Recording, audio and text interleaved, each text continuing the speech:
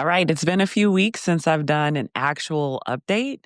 So today's the day, right? Today is Sunday, July 6th, 2025, and this is week 72. So I've been on Zepbound for 72 weeks, and I'm going to try to get all this information in a reasonable amount of time so that if you're new here, you'll leave with a good understanding. And if you've been here before, you're still clear. So, okay, my name is Taisha. I started on Zepbound in February of 2024. Now, I have not struggled with weight my entire life. This is something, the last 14, 15 years, that's when it's become a thing. So, I want to start there. Doesn't change the fact that I did get up to my highest weight, which was 216 pounds, which had absolutely nothing to do with pregnancies. I've had 5 kids. That wasn't it. It was poor lifestyle habits. And just over time, it caught up with me. It finally caught up with me. So in 2020, I had gotten up to my highest weight of 216 pounds. Started, going to a weight management clinic here. It's through Parkview. I live in Indiana, and things were going okay. I was diagnosed with a binge eating disorder, put on Vyvanse, and that, with a combination of some lifestyle changes, I lost over 80 pounds. Right, everything was great, smooth sailing. Of course, it wasn't sustainable. The things that I was doing were not sustainable. So over time, that weight crept back up and I gained about 50 something of that back. So we fast forward to February of 2024 when I was prescribed Zepbound, which, I was excited, kind of nervous, but I decided this time I want to document everything because my goal was to help someone else on their journey know that they could do it. I wasn't sure if I could do it yet, but I still wanted to show it nonetheless. Okay. So start on, everything's going pretty well. Started off at 2.5 milligrams, took that for 4 weeks. Now, in my first month, I lost 18.8 pounds. That might sound great, right? Like, oh my gosh, but it wasn't because a lot of that was muscle. So we'll say muscle and inflammation. So, what I started doing after that first month, when I realized I lost a bunch of muscle because of a DEXA scan, I was like, I got to do something different. So, I was against tracking at first, strongly against it because it wasn't something that I was successful with in the past. And really, if I'm being honest with you, it wasn't that I couldn't do it. It was I wanted to eat what I wanted to eat. And if I documented it, it made it real. Even though it was real, it was something about having to track. So there were a couple of days where I tracked, 6,000 calorie days. And I was just like, okay, it wasn't something I wanted to do. So when I realized I lost a bunch of muscle, I knew I needed to do something differently. So I started tracking. So I have an Instagram page that was meant to be just a food and exercise diary. And really, I started off with it just being, putting my workouts on there. So it was kind of like an accountability thing for me. So if you go back, that was created in March. I want to say I started working out on March 4th. So I created that Instagram on March 5th. So my workouts go back that far if you're interested in that. And then at some point, I started with the meals. So that would be maybe later March where I started keeping track of my meals. I wasn't necessarily counting calories uh, to be restrictive, but just to kind of know that I'm eating enough, that I'm getting enough proper nutrition. So that's why I started doing that. And I did that diligently for over a year. I have now, since a few months ago, gotten to a point where I don't need to do that anymore because of doing it for so long. So if you have an aversion to tracking, just know it's not something that you have to do forever. A lot of us a lot of us, myself specifically, did not know what a proper size was. Now, you can look at your meals and you can see one serving. That doesn't mean that you're supposed to have that. Do you know what I mean? It's just one serving of this is X amount of grams, and this has this many calories, protein, blah, blah, blah. So that's what that means. I did not have a true I just didn't know. And you think about places you go to eat and you're like, what are these portion sizes? Those are probably the normal portion sizes. So I feel like I have a grasp of that now. I know that even without necessarily weighing something, even if I go out to eat, I know the portion size where I'm not going to be uncomfortable. It's not me overeating, and I'm definitely not undereating. So that is how I got to that process of tracking everything. So if you're new, I don't do that anymore. So really, if you want an idea, you're going to just have to scroll back a little farther. And you can also find that on the community tab because there was a while that I was doing that, posting, at the end of the day, all the meals, the macros. And, again, I'm past that point now. I know there are people who do it long term, and that's great. And if you want to do that, you can totally do it. But for me, it wasn't something that I wanted to continue. So there's that. Now, I think, so I'm kind of rambling. I don't have any notes. My highest weight was 216. When I started on Zepbound last February, I was 183 pounds. And now I am currently 125 pounds. So I would say that I got to my maintenance, my goal weight in July of last year. So we're almost at a year of kind of maintaining.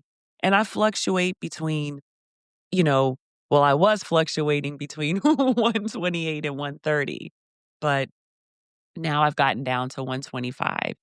And that's just, I have no more weight loss goals.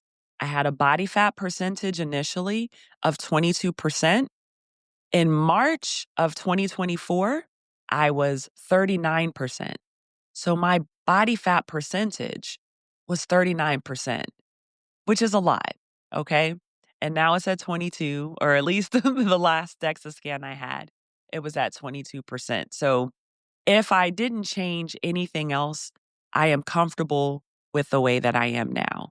There are some things that I'm not crazy about, like the extra skin, but that's part of the process.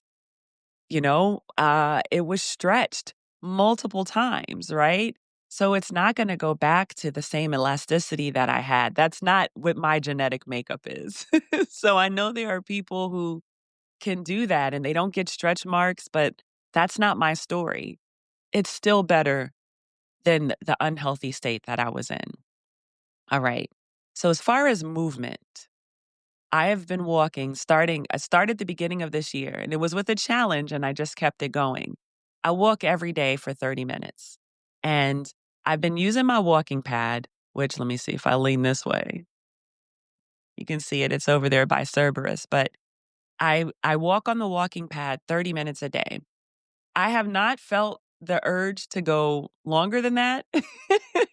30 minutes is it. Now, at one point, I was wearing a weighted vest, 10 pounds, and I was doing that every day. And then I got to a point where I was like, okay, what are you doing? You're already strength training, right? So I'm strength training 3 days a week. I don't have to do that. There is this thing where I feel like I have to do more. So I've been balancing that to keep everything sustainable because something I always talk about is just doing things in a sustainable way. Doesn't have to be this huge gesture, right? Just something that we can keep doing. And I know that I could commit to that. I don't give myself like, for a while I was doing, I'd started off at 2.5, then I got up to 3 miles an hour. Then it was 3.5, and then I got to 4. And I was like, you don't have to do that. So I'm saying this to you because I want you to know if you're kind of like me, where you're just, always feeling like you got to push, settle down. It's okay. Take your time. You know, this is a journey.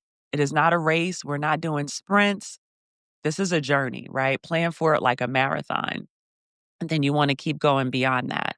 So I am now strength training. Now I haven't for the last 2 weeks. I had done a program that led right up until I went on a cruise. We went on a cruise a couple of weeks ago. I did not do any strength training on the cruise. I did continue my walking. And then when I got back, I wasn't feeling well. I got a test. It wasn't COVID. Not sure exactly what was going on, but I had to listen to my body. And so I went another week without strength training. So I am super excited to get back into it tomorrow. but I needed to give my body that time. So, out of the whole time that I've been on this journey, right? We're at what? Week 72. 70 no, I didn't start until the second week. So, 68 of those weeks have been me strength training regularly. Uh, I'm not sure still exactly what program I'm doing tomorrow, but it will be something by Live with C. And I'll be picking one of her workouts from her playlist of 30-minute workouts. And I'm going to do that one same workout for 6 weeks. And that's what I did leading up to the cruise. Now, I get DEXA scans regularly. I don't I do have a scale that gives you like, body fat and all of that. But for me, DEXA scans, that's my ideal way of seeing what's going on. And that's been working. I'm still, with everything that I've been doing, I've still been gaining a little bit of muscle and losing fat. So where the scale was staying the same, the DEXA scan is showing me a better picture, right? So if you have access to that, I would recommend that, or an in-body scan or something. And whatever you use as your baseline, just keep using that. So if you go back in a few months or however often you choose to do it, use that same thing. So if you have a scale at home and that's what you're using, use that, because that'll be accurate for you because that's what you've been using. Okay. And for me, DEXA scans are $25. So I live in Fort Wayne, Indiana. Parkview Sports One, if you're in this area or if you're in the state, they do them for $25. You don't use your insurance. That's your out of pocket. So I think that's a great deal compared to uh, what I've heard of others paying in other places. So my advice to someone just getting started, you I know you want to get as much information as possible, and there's a lot of information out there, okay? Take your shot. Let's start off with that, right? Christopher from The Downsize, oh, that's his thing. Just take the shot. And I agree. Take it as prescribed. You're going to hear things about microdosing and all. Don't worry about any of that. Just take your shot once a week as prescribed, okay? If you get to a point where you feel like I have made these lifestyle changes. I'm drinking a good amount of water. I drink a gallon a day. That is in no way saying that that's what you need to do. But you want to make sure that you're getting water in, right? If you're a big soda drinker, maybe start off by replacing one, and just kind of build up. Water is important, okay? As far as electrolytes, I'm going to tell you, I would just talk to my doctor. There are a lot of things that people are doing. Some of them have good reason, and some people are doing things because they see other people doing it. Don't be that person.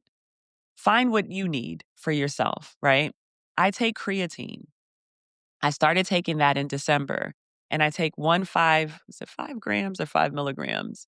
Well, anyway, I take Thorne creatine, 1 scoop every day, and I've been doing that since December. I did not experience any water retention, any weight gain, nothing. It has done nothing. I also didn't do like this. I can't think of the exact term, but like front loading, where you're doing a lot initially and then you taper out. I just started with the 1 scoop because, again, we're not in a rush. We're taking our time, right? That and vitamin D, those are the only supplements I take. And the vitamin D is prescribed by my doctor. And a vitamin D deficiency is just something that I have had for a long time, which is actually under control right now. Let's see. What else? Hormone replacement therapy. I am a 47-year-old perimenopausal woman, and I am taking estradiol. It's point 0.1. I take that twice a week. It's a patch. And I'm also on a low dose of testosterone, and it's the gel. And it's just, you do a pea sized amount every day. So, one of those little, I don't want to call it a vial, container tubes. There we go. The little tube is enough for 10 doses. That one tube would be what a man would take, like the whole thing. So, we're just getting fractions of that. And that's been going well for me. The symptoms that I was having, um, there are a lot of different symptoms, but the key ones for me were waking up every night in these night sweats, sweating profusely. That has gone away since I've gotten to my optimal combination there. So that works for me. Um, I had a hysterectomy in 2016. So I don't have a cycle. I didn't have a cycle to know, okay, this is the state you're in. We did some labs. And anyway, I don't want to turn this into a menopause update. So anyway, that's what I'm taking for that. So the estradiol point 0.1 and then the testosterone gel. Outside of that, I don't do anything else. I have not needed electrolytes. I do not limit the sodium in my food. So I think that there's a balance there. I am a vegan. I eat a whole food plant based diet. That is what I prefer. That's good for me. I don't eat ultra processed or highly processed foods. That is something that I made the decision to stop eating when I started on this journey, which I plan on making a lifestyle change, right? So that's permanent for me. My advice to you is to take your time. You're not going to notice results overnight. It doesn't work that way. The people that you're watching going like super hard and doing all the things under the sun, that may work for them, but that doesn't mean that that's the way that you have to do it. So just remember, this is your journey and you go at your pace. And let's get away from the extreme things, okay? So just a quick recap. I went from 183, I'm currently 125. So I've lost a total of 58 pounds. And I've been in maintenance nearly a year. Things are going well, still taking my shot once a week. And I'm currently on 5. So I haven't gone higher than 5. That is not a badge of honor or anything. This has just been an effective dose for me. So I know there are people who stay on the 2.5 and do fine, and there are people that go up to 15. Don't gauge your progress by what dose you're on. It's okay. Um, so yeah, I think that's it. If I go live every Monday at 7 p.m. Eastern Standard Time. So you're welcome to join. And if you have any questions or you just want to share your wins or anything you're struggling with, come on and join the community. It's pretty fun. For my membership, I have 2 levels, the Charming Caterpillars and Blossoming Butterflies. On Thursdays, we've been doing a program that I created. It's called Simply Beyond the Scale.